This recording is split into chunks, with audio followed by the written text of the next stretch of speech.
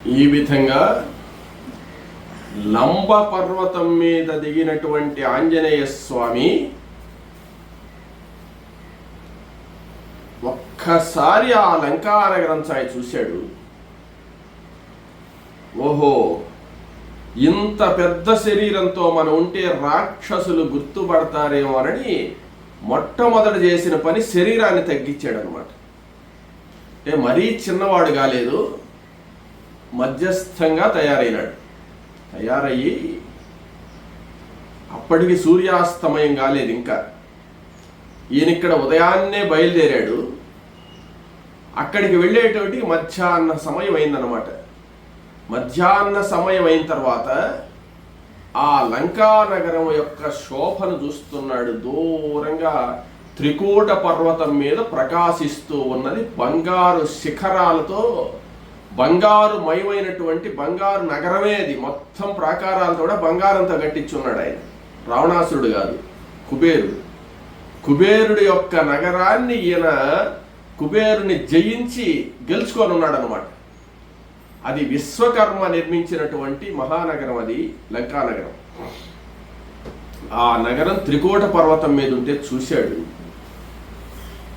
ఆ శోభను చూసి, ఆహా, ఇంత భయంకరంగా, ఇంత విశాలంగా, ఇంత భయంకరమైనటువంటి త్రికూట పర్వతం మీద ఇంత రక్షణలో నిర్మించుండేటువంటి ఈ లంకలేకి వెళ్ళడం సాధ్యమా అనుకుంటున్నాడు ఆయన, ఆంజనేయ స్వామి. ఇంకా కూడా రావణాసుడు ఏం చేసి ఉన్నాడంటే, ఈ సీతను అపహరించి వచ్చిన తర్వాత రామచంద్రమూర్తి ఏమన్నా వస్తాడేమోనని ఇంకా పటిష్టమైనటువంటి రక్షణ తయారు చేశాడు. అంటే ఉన్నటువంటి రక్షణ కంటే ఇంకా పెంచాడు అనమాట రక్షణ. అందువల్ల కోట బురుజుల మీద కానీ, కవాటాల దగ్గర కానీ, యొక్క అగడ్తల దగ్గర కానీ ఎక్కడ చూసినా సైన్యమే, యొక్క రాక్షసులందరూ కాపలా కాస్తున్నారు లంకానగరాన్ని. ఈ లంకానగరంలోకి ప్రవేశించడం ఎలా అని చెప్పి ఆలోచించాడు. ఆలోచించి, సరే ఎప్పుడైనా సరే ఈ సమయంలో పోవడం బాగుండదు, సూర్యాస్తమానం అయిన తర్వాత వెళితే మనం వెళ్ళేటువంటి కార్యక్రమం ఏమిటి? సీతాన్వేషణ. సీతను వెతుక్కొని రావాలి. సీతను వెతకాలి అంటే ఈ రాక్షసులకి మనం కనపడకూడదు. మనం కానీ కనిపించామంటే మనం తీసుకుపోయి రావణాసురుడు ముందు పెట్టేస్తారు. కాబట్టి ముందు మనకు కావలసినటువంటి కార్యం సీతను చూడడం. కాబట్టి సాయంత్రం పొద్దుపోయిన తర్వాత అయితే అందరూ నిద్రపోతుంటారు, రాత్రి సమయంలో మెలకువగా ఉండరు. కాబట్టి ఎక్కడెక్కడికి వెళ్ళిన వాళ్ళు కూడా సాయంత్రానికి ఇంటికి వచ్చేసి ఉంటారు. కాబట్టి సాయంత్రం పూట అన్వేషణ చేయడం మంచిది అని నిర్ణయించుకొని ఇక్కడ ఈ విశేషమైనటువంటిది ఏందయా సుందర కాండ అంటే, రామాయణంలో మనం వినేటువంటి ఘట్టాలన్నీ వేరు, ఈ ఘట్టం మాత్రం వేరు. ఏమంటే ఈ సుందరకాండ అంటారు దీన్ని. ఈ సుందరకాండ ఇప్పుడు బాలకాండ, అయోధ్యకాండ, అరణ్యకాండ, తర్వాత కిష్కింధాకాండ, యుద్ధకాండ, ఉత్తరకాండ, ఇటు పేర్లు ఉన్నాయి. కానీ ఈ సుందరకాండకు ప్రత్యేకమైనటువంటి పేరుంది. ఏమిటయ్యా అంటే, రామాయణంలో భగవద్గీతకు ఎంత ప్రాధాన్యత ఉన్నదో, భారతంలో భగవద్గీతకి ఎంత ప్రాధాన్యత ఉన్నదో, రామాయణంలో సుందరకాండకి అంత ప్రాధాన్యత ఉన్నది. ఏమిటి అక్కడ తేడా అంటే, రామాయణ భారతాల్లో మనం తెలుసుకోవాల్సినటువంటి విశేషమైనటువంటి విషయం ఏంటంటే, మహాభారతంలో భగవద్గీత ఉపదేశించినప్పుడు ఆయన విశ్వరూపాన్ని చూపించాడు. భారతంలో విశ్వరూపాన్ని చూపింది శ్రీకృష్ణ పరమాత్మ, శ్రీ మహావిష్ణువు. రామాయణ కథ అంతా కూడా రాముల వారిదే కదా, విష్ణువుదే కదా. అయినా ఆయన ఎక్కడా విశ్వరూపాన్ని చూపించినట్టు లేదు. విశ్వరూప సందర్శనమైనటువంటిది ఈ సుందరకాండలో. సుందరకాండలో ఆంజనేయ స్వామి విశ్వరూపాన్ని చూపించింది. ఆంజనేయ స్వామి అంటే సాక్షాత్తు శివుడే, అందులో అనుమానం లేదు. శివుని యొక్క విశ్వరూపం కలిగినటువంటిది రామాయణంలో ఈ ఘట్టం అన్నమాట, ఈ సుందరకాండ.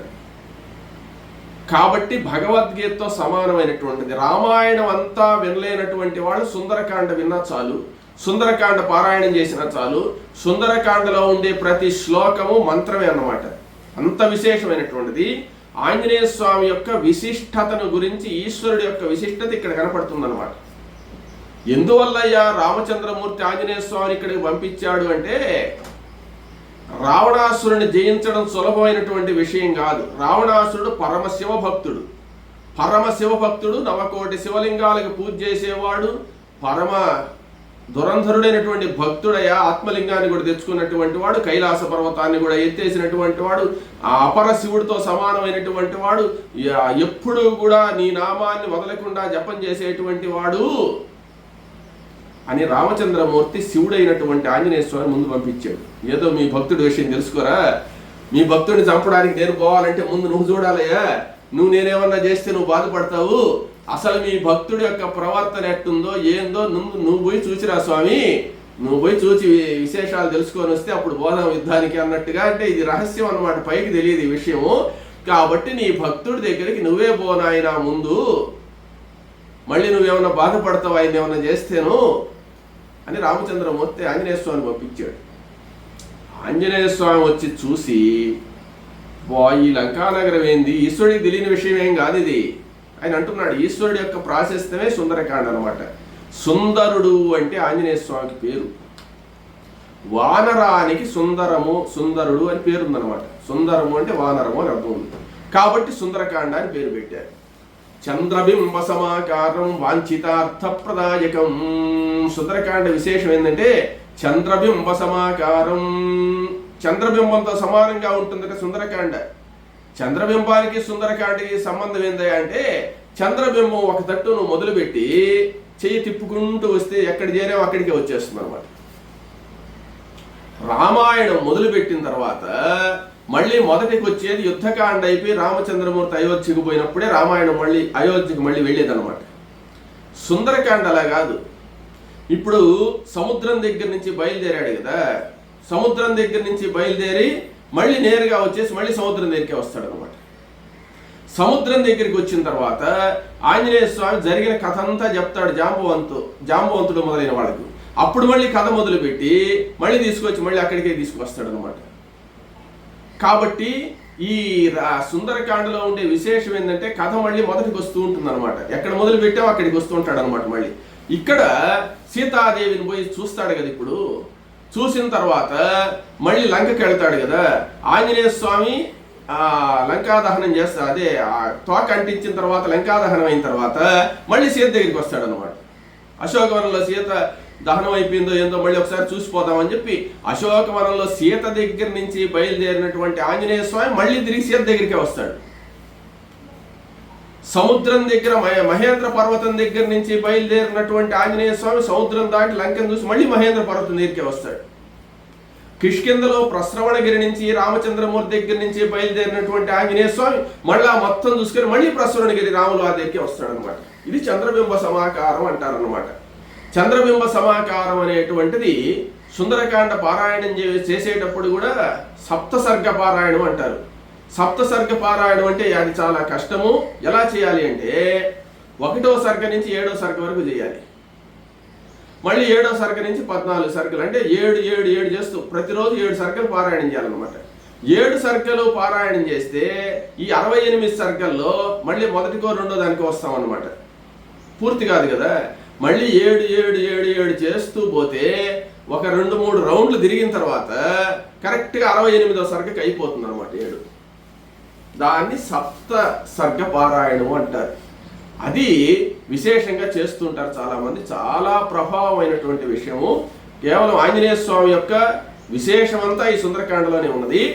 లంకా నగరాన్ని ఒక్కసారి చూస్తే ఆ లంకా నగరంలో ప్రవేశించడానికే ఇవన్నీ ఆలోచిస్తూ ఉన్నాడు. సాయం సమయం అయిపోయింది, ప్రదోషకాలం అయిపోయింది. ప్రదోషకాలం అయిన తర్వాత ఈయన ఉండేటువంటి లంబ పర్వతానికి త్రికోట పర్వతానికి చాలా దూరం ఉందన్నమాట. గబగబ ప్రయాణం అయ్యి సరేలే శతయోజన విస్తీర్ణాన్ని దాటినటువంటి ఆయనకి ఇదేం పెద్ద దూరం కాదు కదా. లంబ పర్వతం మీద దిగినటువంటి ఆంజనేయ స్వామి ఒక్క నిట్టూర్పు కూడా వదలలేదట. అంటే అలుపు వచ్చినట్టు కూడా లేదు ఆయనకి. ఇంత పని చేస్తే ఆయనకి ఏం అలుపు ఉంటుంది. నేరుగా చల్లగా బయలుదేరి ఆ లంకానగర ద్వారం దగ్గరికి పోవాలని చెప్పి వెళుతూ ఉన్నాడు. ఈయన దిగినటువంటి దానికి ఎదురుగా ఉండేటువంటిది లంకానగరం యొక్క ఉత్తర ద్వారం ఉందన్నమాట. ఆ లంకానగరానికి పెద్ద భయంకరమైనటువంటి ప్రాకారం ఉంటుంది. ఆ ప్రాకారం మధ్యలో లంకానగరం ఉంటుంది. ఆ ప్రాకారం చుట్టూ పరిఘ అనేటువంటి పెద్ద ఈ అగర్త ఒకటి ఉంటుందన్నమాట. ఆ లంకానగరానికి 4 వైపులా పెద్ద ద్వారాలు ఉంటాయి. అంటే ఆ ఆవరణకు, అంటే లంకానగరం ఎంత దూరం వ్యాపించిందో అంత దూరం పెద్ద ప్రహరీ ఉంటుంది కదా. ఆ ప్రహరీకి 4 వైపులా ద్వారాలు ఉంటాయి. ఆ 4 వైపుల ద్వారాలు ఉంటే ఆ ప్రహరీ ఎంత వెడల్పు ఉంటుందంటే 1 యోజనం 2 యోజనాల వెడల్పు ఉంటుంది ఆ ప్రహరీ. మామూలు 4 అంగుళాల రాయి కాదు అది. దాని మీద మళ్ళీ మనుషులు ఉంటారు, దాని మీద వాహనాలు కూడా తిరుగుతుంటాయి అనమాట. ఆ ప్రహరీ గోడ మీద అంత పెద్ద ప్రహరీ అన్నమాట అది. ఆ ప్రహరీలో 4 వైపులు ద్వారాలు, పెద్ద ద్వారాలు ఉంటాయి. చుట్టూ అగడత ఉంటుంది. అగడత దాటి ద్వారాలు దాటి పోవాలన్నమాట. ఆంజనేయ స్వామి ఇదంతా ఎట్లా ప్రయత్నం చేయాలని చూస్తుంటే ఉత్తర ద్వారం వైపుగా నడిచాడు అనమాట. అంటే ఈయన దిగిన దానికి ఎదురుగా ఉండేది ఉత్తర ద్వారమే. ఉత్తర ద్వారంగా పోతున్నాడు. సూర్యుడు అస్తమిస్తూ ఉన్నాడు. సూర్యోదయం ఎప్పుడు సూర్యుడికి నమస్కారం చేశాడు. ఇంకా లక్షణంగా ఆ వైభవంగా ఏ ఆటంకం లేకుండా సముద్రాన్ని దాటాడు గురువు యొక్క అనుగ్రహంతో. సూర్యాస్తమయం కాబోతున్నది. సూర్యాస్తమయం కాబోతుంటే మరలా సూర్యుడికి నమస్కారం చేశాడు. సంధ్యా సమయం అన్నమాట. అంటే మరలా గురువు యొక్క అనుగ్రహం కావాలా అంటే ఇప్పుడు లంకలో ప్రవేశించబోతున్నాడు. లంకలో ప్రవేశించి నిర్విఘ్నంగా బయటికి రావడానికి మళ్ళీ గురువు యొక్క అనుగ్రహం కావాలి. కాబట్టి మళ్ళీ సూర్య భగవానుడికి నమస్కారం చేసుకున్నాడు. వెళుతున్నాడు. సూర్యాస్తమయం అయిపోయింది. అప్పుడే సంధ్యా సమయం. చల్లగా ప్రవేశిస్తాము. నాయన పెద్ద పెద్ద వాళ్ళు ఉన్నారు. ఈ యొక్క నగరాన్నంతా కాపలా కాచేవాళ్ళు. ఎక్కడ చీమ కూడా లోపలికి పోయే అవకాశం లేదు. అట్ట పెట్టున్నాడు కాపలా. ఈ రూపంలో పోతే వాళ్ళు కనుక్కుంటారు. ఏం చేస్తామని చెప్పి మరీ చిన్న రూపంతో పోయినా బాగుండదు. చీమ అంత అయిపోతే మనకేం కనపడుతుంది అక్కడ. కాబట్టి ఒక పిల్లి మామూలుగా జంగు పిల్లి అంత రూపం అయిందనమాట. ఆ రూపాన్ని తగ్గించుకొని ఒక పిల్లి అంత రూపం అయినటువంటి వాడి ఒక పిల్లిగా తయారయ్యి చల్లగా పోతున్నాడు. ఇప్పుడు మనం ఈ కార్యక్రమాలన్నీ చేసుకుంటున్నాము. ఒక పిల్లి అటు పోతుంటే మనం పట్టించుకోం కదా దాన్ని. అట్ట వెళ్ళిపోవచ్చులే అనుకున్నాడు ఆయన. ఈ తిరిగేటువంటి మనుషులు వాళ్ళు వీళ్ళు ఉన్నారు, వాళ్ళేం పట్టించుకోవాలి. ఇదేదో చిన్న పిల్లి పోతుందిలే అనుకున్నారు. ప్రధాన ద్వారం దగ్గరికి వెళ్ళాడు. ప్రధాన ద్వారం దగ్గర నుంచి లోపలికి ప్రవేశించాలి. ఇంకా చల్లగా పిల్లి కదా పోతుందిలే అనుకుంటారులే, ఎవరు పట్టించుకోరు అనుకుంటున్నారు. చల్లగా పోతున్నాడు. ఉన్నట్టుండి ఆగు అన్నదన్నమాట. ఆగు అనేటువంటి ఏందా చూశాడు. సనిర్జిత్యపురీం శ్రేష్టాం లంకాంత అంకామ రూపిణీం విక్రమేణ మహాతేజ హనుమాన్ మారుతాత్మజ. పెద్ద రాక్షసి నిలబడింది అక్కడ. ఆమె లంక. లంకిణి అని మనం అంటాం. లంకిణి కాదు, లంక ఆమె పేరు. లంకాం తాం కామరూపిణీం. ఆ లంకా నగరాన్ని రక్షించేటువంటి దేవత. దేవత అంటే రాక్షసి. ఆ లంకా నగరాన్ని రక్షించేటువంటి లంక అనేటువంటి ఆమె కనపడ్డది పెద్ద భయంకరమైనటువంటి స్వరూపంతో. ఆమె ఎవరు?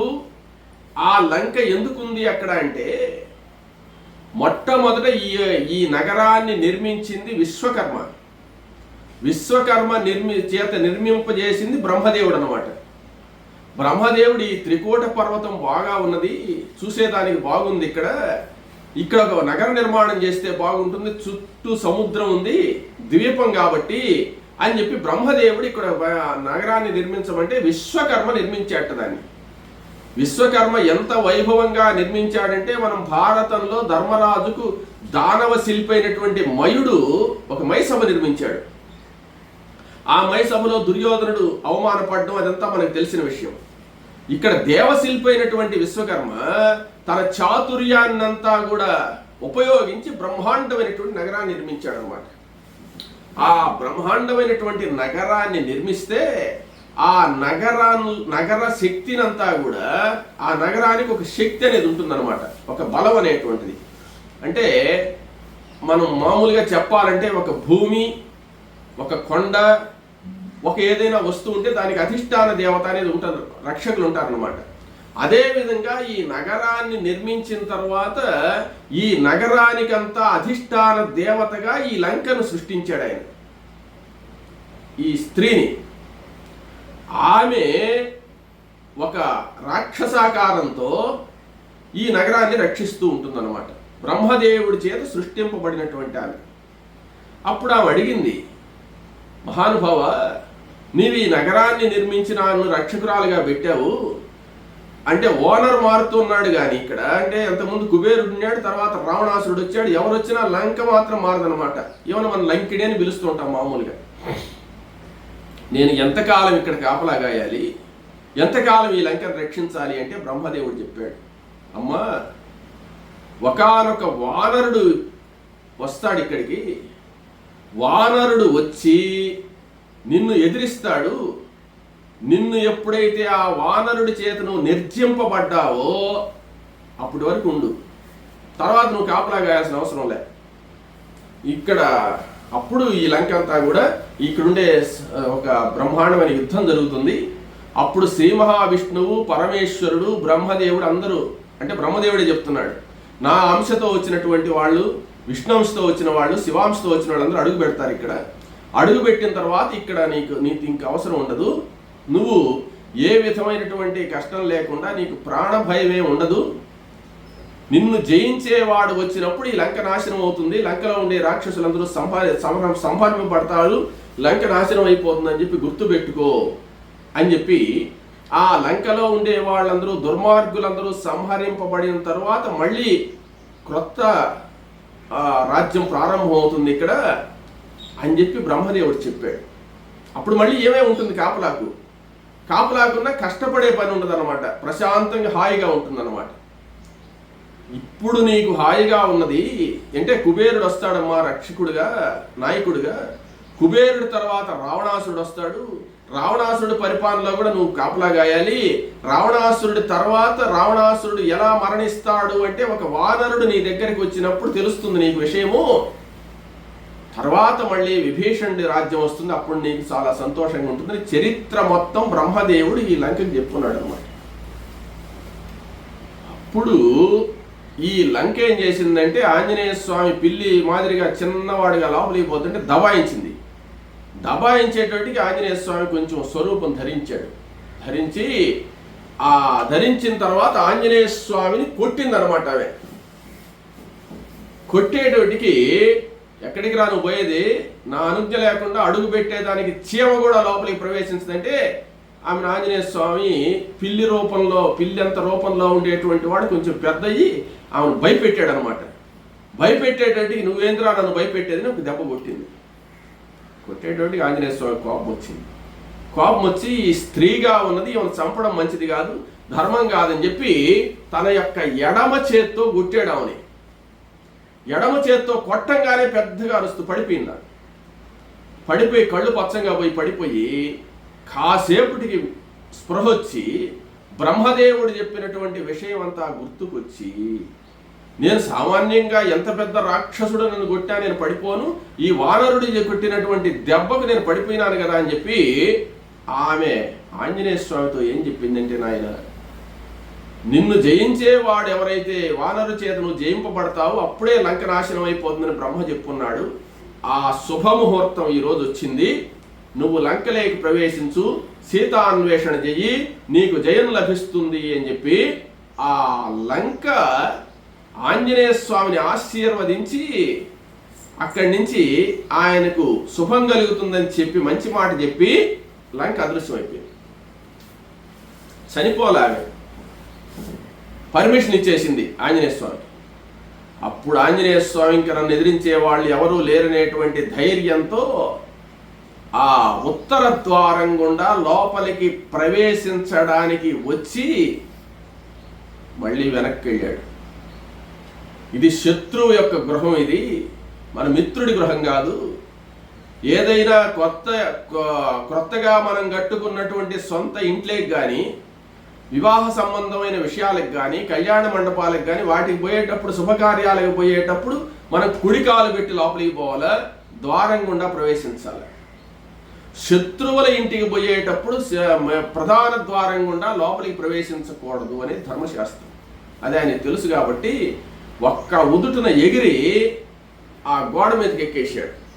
అంటే ద్వారంలో నుంచి లోపలికి పోలేదు ఆయన. పోడా అక్కడ అడిగిచ్చేవాళ్ళు ఎవరు, లంక కూడా పొమ్మని చెప్పింది, పోవడం ధర్మం కాదని చెప్పి ఆయన ఆ ద్వారం పైకి ఎక్కాడు. పైకి లంఘించి అక్కడి నుంచి లోపలికి దూకాడు అనమాట. ఆ దూకడంలో కూడా మొట్టమొదటి ఎడంకాలు పెట్టాడు లోపల, కుడికాలు పెట్టకూడదు. ఎడంకాలు పెట్టేసి మళ్ళీ మామూలు పిల్లంత రూపం అయిపోయాడు అనమాట. మళ్ళీ అందరూ చూస్తారని చెప్పి వెతకాలి కదా ఈయన. దాని సూక్ష్మ రూపం ధరించి ఆ నగరంలో ప్రవేశించాడండి. లంకానగరంలో ప్రవేశిస్తే ఇక మొత్తం బంగారుతో కట్టినటువంటి ఇళ్ళు ప్రకాశిస్తున్నాయి. బంగారుతో కట్టబడినటువంటి ఇళ్ళు, దేదీప్యమానంగా వెలిగిపోయేటువంటి ఇళ్ళు. ఆ సమయంలో దారిన పోయేటువంటి వాళ్ళంటే సాయంత్రం 7-8 ప్రాంతాలు అయిపోయిందనమాట. ఆ సమయంలో అప్పుడే పండుకోరు కాబట్టి కొంతమంది వీధుల్లో తిరుగుతున్నారు, కొంతమంది అగ్నిహోత్రాలు చేసుకుంటున్నారు, కొంతమంది వేద మంత్రాలు ఉచ్చరిస్తూ ఉన్నారు, కొంతమంది సంగీతాలు పాడుతూ అనేక రకాలైనటువంటి వాద్యాలతో శబ్దాలు వినబడుతూ ఉన్నవి. తర్వాత కొంతమంది మధుపానీయాలన్నీ స్వీకరించి విహరిస్తూ ఉన్నారు. రకరకాలైనటువంటి వ్యక్తులందరినీ కూడా చూసుకుంటూ వెళుతున్నాడు. గాఢాంధకారమైనటువంటి చీకటి. ఆ చీకట్లో వాళ్ళ ముఖాలు చూసి ఎవరు సీత ఎవరని కనుక్కునేదానికి అసలు సీతనే ఈయన చూడలేదు. అసలు చూడండి, ఆనవాళ్ళు ఫోటో కూడా లేదు ఆయన దగ్గర. సీతను ఎలా గుర్తుపట్టాలి, ఈ నగరం అంతా ఎలా చూడాలి అని చెప్పి అనుకుంటూ పోతూ ఉండగా ఆయనకు సహాయం చేయడానికే భగవంతుడు పంపించాడా అన్నట్టుగా చంద్రోదయం అయిందన్నమాట. ఆకాశంలో చంద్రుడు ఉదయించాడు. చంద్రుడి వెన్నెలలో ఆ ఇళ్ళన్నీ కూడా వెతుకుతూ ఉన్నాడు. ఎతుకుతూ ఏ ఇళ్ళు చూశాడయ్యా అంటే, ఆయన రాజవీధుల్లో అంతా పోతే ఈయనెవరు పట్టించుకోవడంలే. అంటే చిన్న పిల్లంత రూపంలో సైగా అట్టబోయి ఇటుపోయి, ఆ చెట్ల లేకపోయి, ఆ కిటికీ లేకపోయి, ఆ ద్వారం లేకపోయి అట్ట వెళ్ళిపోతున్నాడు అనమాట చూసుకుంటూ. ఆయన ప్రహస్తుడింటికి పోయినాడు. ప్రహస్తుడంటే రావణాసురుడి ప్రధానమంత్రి. ప్రహస్తుడి ఇల్లంతా వెతికేశాడు సీత కోసం, కనపడలేదు. ప్రహస్తుడింటి తర్వాత కుంభకర్ణుడింటికి పోయినాడు. కుంభకర్ణుడి ఇల్లంతా వెతికాడు. తర్వాత విభీషణుడింటికి పోయినాడు. ఆ విభీషణుడింట్లో ఆ రాత్రి మొత్తం వెతుకుతున్నాడు. అంటే కొంతమంది భోజనాలు చేసేవాళ్ళు, కొంతమంది మన ఇళ్లలో కూడా కొంతమంది పెందలాడే 7 గంటలకు పండుకునే వాళ్ళు ఎవరు ఉండరు. కొంతమంది టీవీలు చూస్తూ 12 దాకా మేలుకుంటారు, కొంతమంది ఏమంటే భోజనాలు చేస్తుంటారు, కొంతమంది డ్యూటీలకు పోయి వచ్చిన వాళ్ళు అంటే ఒకే సమయంలో అందరూ నిద్రించరు కదా. ఆయన ఈ పరిస్థితులన్నీ కూడా చూసుకుంటూ నిద్రపోయే వాళ్ళ ఇళ్లలో వెతుక్కుంటూ, మేలుకునే వాళ్ళ ఇళ్ళు నిద్రపోయిన దాకా వేచి ఉంటూ చూసుకుంటూ వెళ్తున్నాడు. దొంగతనంగా పోవడం కదా, ఇది నేరుగా పోయేది కాదు కదా. అట్లా ప్రహస్తుడి ఇల్లు, కుంభకర్ణుడి ఇల్లు, విభీషణుడు, జంబుమాలి, తర్వాత శుకుడు, సారణుడు, వీళ్ళంతా పెద్ద పెద్దోళ్ళు అన్నమాట. వాళ్ళ ఇళ్ళన్నీ చూస్తున్నాడు. మహోదరుడు, విరూపాక్షుడు, విద్యుజ్జిహ్వుడు, వజ్రదంష్టుడు, ఇంద్రజిత్తు ఇల్లు కూడా వెతికేశాడు అనమాట. తర్వాత రశ్మి కేతుడు, సూర్యకేతుడు, తర్వాత ధూమ్రాక్షుడు, సంపాతి అని ఆయన కూడా ఉన్నాడు, రాక్షసుడు. తర్వాత విద్యుద్రూపుడు, శుకనాశుడు, ఘనుడు, విఘనుడు, వక్రుడు, వికటుడు, తర్వాత బ్రహ్మకర్ణుడు, దంష్టుడు, కరాళుడు, పిశాచుడు, శోణితాక్షుడు, ఇటువంటి వాళ్ళు పెద్ద వాళ్ళన్నీ కూడా చూసుకుంటూ ఆ లంకా నగరంలో ఉండేటువంటి గృహాలన్నీ కూడా అణువణువు ఒక్క అంగుళం పోనీయకుండా ఆంజనేయ స్వామి శోధిస్తూ ఉన్నాడు. ఎక్కడా సీత జాడ కనపడలేదు. అప్పుడు ఈ ఇళ్ళన్నీ చూసి రావణాసురుడి ఇంట్లో వెతకదామని చెప్పి రావణాసురుడి ఇంటికి పోయినాడు. రావణాసురుడి ఇల్లు ఆ వెన్నెట్లో వెతుకుతున్నాడు అనమాట. చంద్ర కిరణాల వెన్నెల్లో ఆ వెన్నెట్లో వెతుకుతున్నాడు ఆయన. రావణాసురుడి గృహాన్ని చూశాడండి. రావణాసురుడి గృహం ఎంత ఉందంటే అర్ధయోజనం వెడల్పు ఉంది. అర్ధయోజనం అంటే 4 మైళ్ళు వెడల్పు రావణాసురుడు ఉండే ఇల్లు. 1 యోజనం పొడవు, 8 మైళ్ళ పొడవు 4 మైళ్ళ వెడల్పులో ఉంది ఆ ఇల్లు. ఆ ఇంట్లోకి పోతే ఆ ఇండ్లను వర్ణించడానికే సాధ్యం కాదంటాడు. ఏమంటే విశ్వకర్మ నిర్మించినటువంటి ఆ యొక్క ఇల్లు, దాంట్లో అనేకమైనటువంటి బంగారు గృహాలు, ఉపగృహాలు, తర్వాత లతా మంటపాలు, తర్వాత సహస్రస్తంభ మంటపాలు, తర్వాత అనేకమైనటువంటి సరస్సులు, మనోహరమైనటువంటి విహరించడానికి తగినటువంటి ఎన్నో వస్తువులు, 2 దంతాలుండే ఏనుగులు, 4 దంతాలుండే ఏనుగులు, 1 దంతం ఉండే ఏనుగు, ఎక్కడెక్కడుండే నెమిళ్ళు, హంసలు, కారండవ పక్షులు, తర్వాత ఏమంటే అనేకమైనటువంటి అందమైనటువంటి సరస్సుల్లో ఉండేటువంటి తామర పూలు, బంగారు పూలు, అంటే అమరావతి మొదలైనటువంటి దేవలోకాల్లో కూడా ఇట్లేదంటాడు. ఏమంటే ఆంజనేయ స్వామి చెప్తున్నాడు ఆ మాట, ఇటువంటి నగరాన్ని నేను ఎక్కడా చూడలేదయ్యా. అయితే ఆంజనేయ స్వామి సుగ్రీవుడితో కూడా వెళ్ళి భూలోకంలో ఉండేటువంటి అన్ని నగరాలు చూస్తున్నాడు అనమాట. అన్ని నగరాల కంటే గొప్పగా ఉన్నది ఈ నగరం అని చెప్పి ఆశ్చర్యపోతూ చూస్తూ ఆ రావణాసురుడి గృహాన్ని అంతా కూడా వెతుకుతూ ఉంటే ఎక్కడా సీత చాడలేదు. అనేక మంది స్త్రీలు కనపడుతున్నారు, అనేక మంది పురుషులు కనపడుతున్నారు, అనేక మంది కనపడుతున్నారు, కానీ సీత కనపడడం లేదు. అంటే సీతను ఆంజనేయ స్వామి చూడలేదు కదా, వీళ్ళలో ఎవరైనా సీత అయి ఉండొచ్చు కదా అంటే ఆ లక్షణాలు కలిగిన వ్యక్తి కనపడడం లేదు. సరే, కొంచెం ఇదంతా వెతికి సముద్ర ప్రయాణం చేసి వచ్చున్నాడు, సముద్రాన్ని దాటి వచ్చున్నాడు పాపం. రాత్రి రహస్యంగా వచ్చి సింహిక యొక్క లంకను చంపేశాడు. తర్వాత ఈ లంకలో అంతా కూడా భయం అంటే ఎవరిని ఎదిరించడానికి భయం లేదు ఆయనకు, కానీ పని కాదేమో, వీళ్ళు నన్ను తీసుకోకపోతే సీత కనపడదేమో అని జాగ్రత్తగా వెతుకుతున్నాడు. రావణాసుడి గృహం అంతా వెతికేశాడు, ఎక్కడా సీత లేదు. అబ్బా, ఎట్లా సీత కనపడడం లేదే అనుకుంటూ చూస్తే ఆ రావణాసురుడి గృహానికి అర్ధయోజన విస్తీర్ణం, యోజనం పొడుగుండేటువంటి ఆ యొక్క దాంట్లో మధ్యలో ఒక ఇల్లు ఉందన్నమాట. అది ఇల్లు కాదు, అది పుష్పక విమానం. ఆ పుష్పక విమానం అనేటువంటిది నేల మీద ఆనదు, నేలకు 1 అడుగు ఎత్తులో ఆగి ఉంటుంది అనమాట. దాని మీదకి మెట్లు, లోపలికి పోగానే చాలా అందమైనటువంటి గృహాలు, సైన మందిరాలు అన్నీ ఉంటాయన్నమాట దాంట్లో. ఈ విమానాన్ని వెతకదాము అని చెప్పి, అది పుష్పక విమానం బ్రహ్మదేవుడు కుబేరుడికి ఇచ్చినటువంటిది, కుబేరుడి దగ్గర రావణాసురుడు గెలుచుకున్నటువంటిది. ఆ పుష్పక విమానంలోకి వెళ్ళాడు. ఆ పుష్పక విమానంలో అనేక రకాలైనటువంటి విచిత్రమైనటువంటివన్నీ కూడా ఉన్నాయన్నమాట. భూలోకాన్నంతా కూడా చిత్రాల ద్వారానే చిత్రించేసి ఉన్నారు. అక్కడ లోపలికి పోతే సముద్రాలు కనపడుతున్నాయి, నదులు కనపడుతున్నాయి, పర్వతాలు కనపడుతున్నాయి, హిమాలయ పర్వతం, మేరు పర్వతం అన్నీ ఉన్నాయి అక్కడ. చూస్తే అవి బొమ్మలు. ఈ దుర్యోధనుడు భ్రమపడ్డాడు కదా, అటువంటి భ్రమే ఆంజనేయ స్వామి కూడా పడుతున్నాడు అక్కడ. ఏమంటే ఇది సరస్స అని చెప్పి దగ్గరికి పోతే నిజం తామర పూలే, నీళ్లు కదులుతున్నాయి, అన్నీ ఉన్నాయి. అక్కడికి పోయి తాకితే అది మడులతో చేయబడింది అనమాట. విచిత్రమైనటువంటి విశేషాలన్నీ కూడా దాంట్లో విశ్వకర్మ తన యొక్క చాతుర్యాన్ని అంతా కూడా చూపించాడు అనమాట. ఆ విమానాన్ని శోధిస్తున్నాడు, చూస్తున్నాడు. ఆ విమానంలో ఒక శయన మందిరం కనపడ్డది, పెద్దది.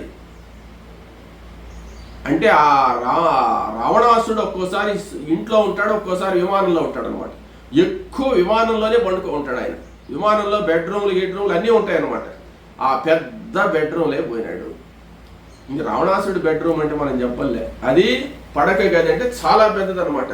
దాంట్లోకి పోతే అనేక మంది ఆడవాళ్ళు ఆనందంతో బాగా మత్తు పానీయాలన్నీ కూడా తాగేసి పైన వస్త్రాలు లేవు, నగ్నంతో ఉన్నారు చాలామంది. అర్ధనగ్నులై కొంతమంది ఉన్నారు, కొంతమంది మధ్యలో వాయిస్తూ దాని మీదనే పడి నిద్రపోయి ఉన్నారు.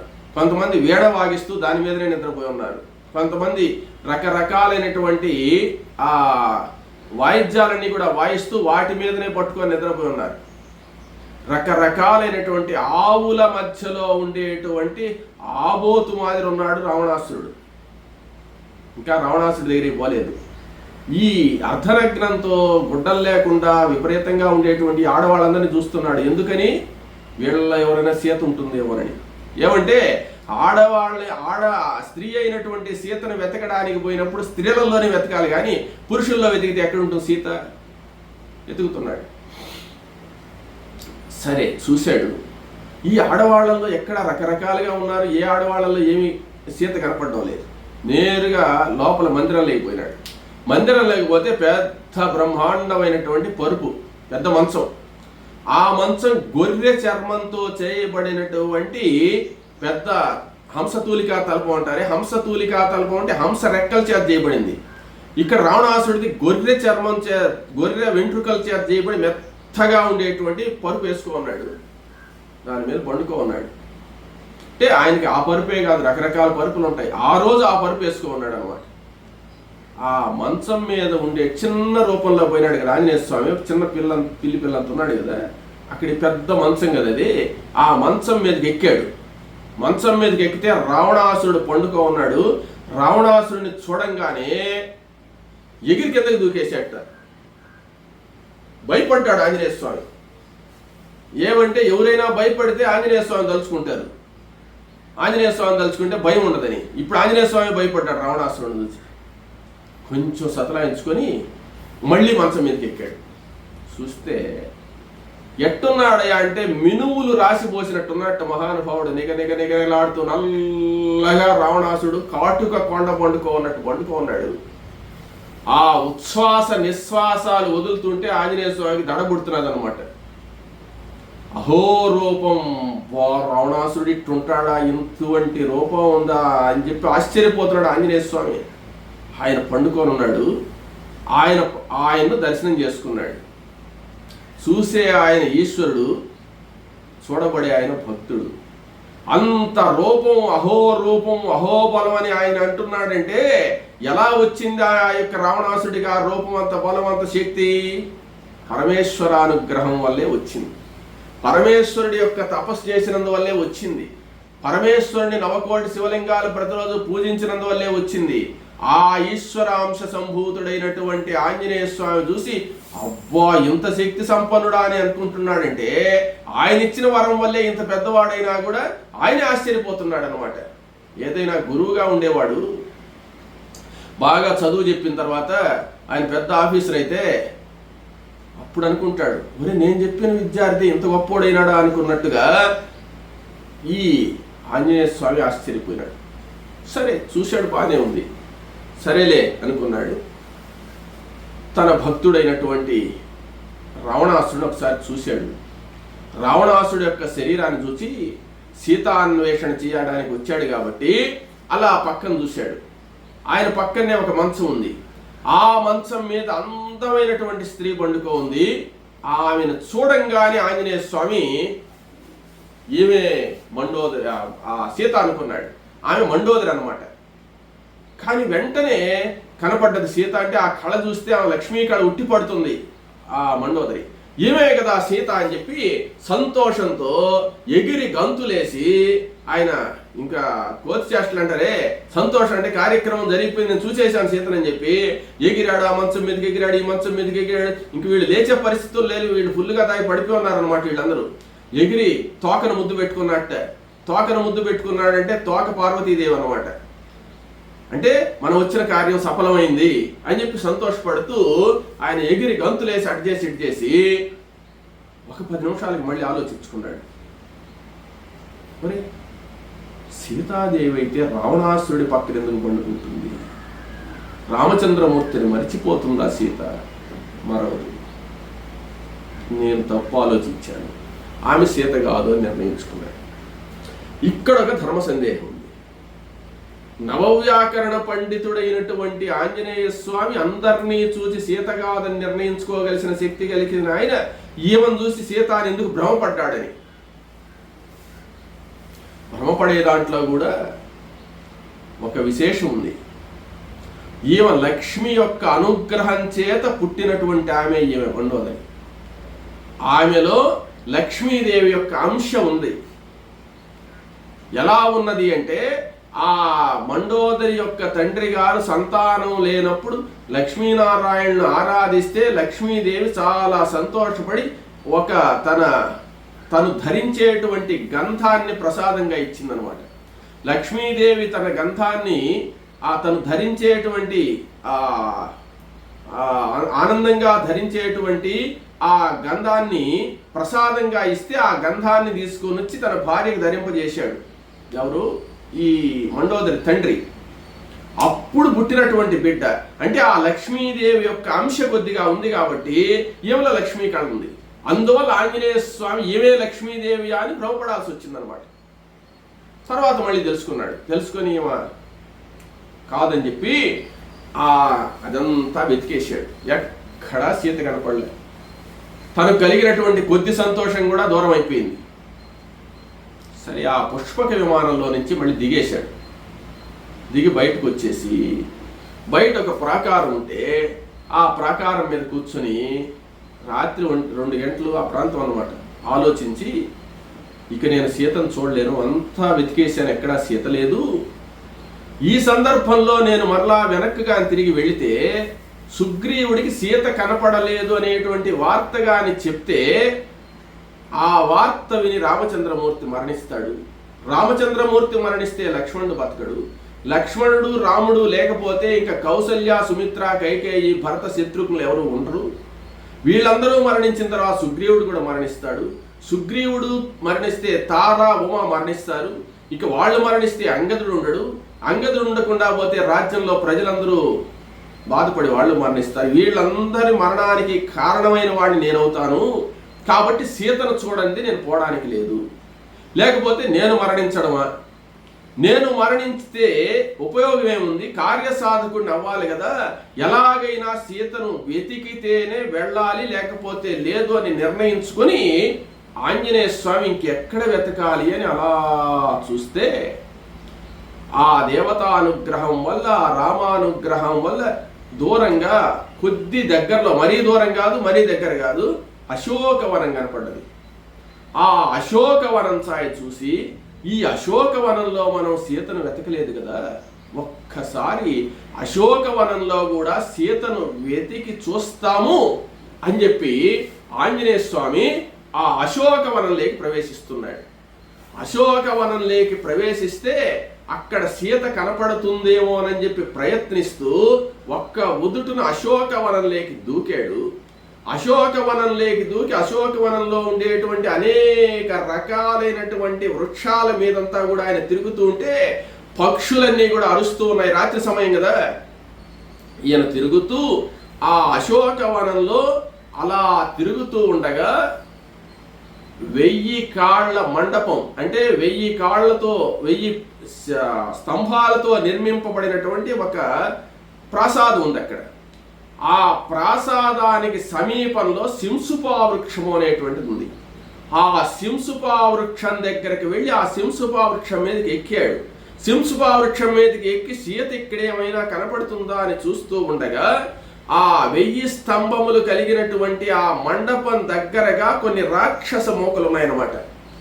ఆ రాక్షస మోకల మధ్యలో రామనామాన్ని స్మరిస్తూ మాసిపోయిన వస్త్రాన్ని కట్టుకొని శిరస్సు కూడా సంస్కారం లేకుండా రామ రామ రామ అని రాముణ్ణి సంస్మరిస్తూ ఉండేటువంటి చిక్కి శల్యమైనటువంటి ఆహారం తీసుకోకుండా తన శరీరాన్ని శుష్కింపజేస్తూ రామనామాన్నే స్మరిస్తూ ఉండేటువంటి, బురదలో ఉండేటువంటి తామర పుష్పం వలె ప్రకాశించేటువంటి, అంటే మలినమైనటువంటి వస్త్రాన్ని కట్టుకున్న దివ్య తేజస్సుతో వెలిగిపోయేటువంటి ఆ దివ్యమంగళ స్వరూపిణైనటువంటి జగన్మాత అయినటువంటి ఆ సీతాదేవి యొక్క ముఖార విందాన్ని ఈ సింసుపా వృక్షం మీద నుంచి ఆంజనేయ స్వామి దర్శించాడు.